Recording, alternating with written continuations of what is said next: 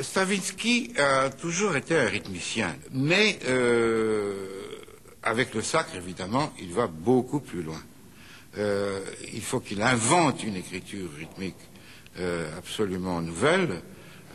qui n'a jamais existé avant lui. Et la barre de mesure, qui est dans notre esprit quelque chose de régulier, qui découpe la musique le temps musical en tranches égales,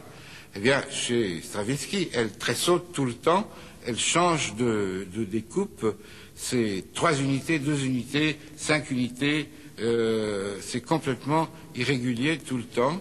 et cette barre de mesure que nous avons tendance aujourd'hui à dépasser, eh bien, lui, il l'utilise, il s'adosse à elle, et c'est elle qui donne ses élans, ses premiers temps forts, etc.,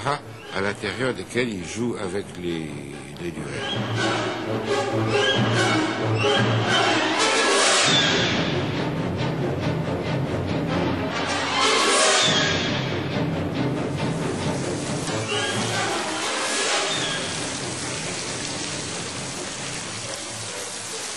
Je dois vous dire que le point de départ de la rythmique de Stravinsky est un point de départ qui est totalement différent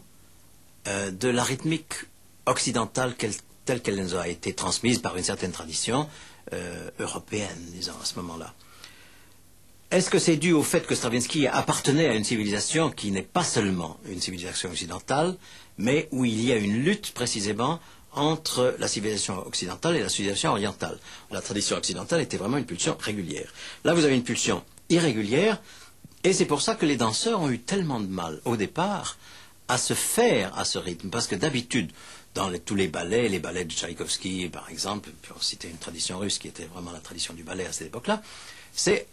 toujours, les pulsations sont régulières, les périodes sont régulières, c'est-à-dire que l'oreille s'y retrouve facilement.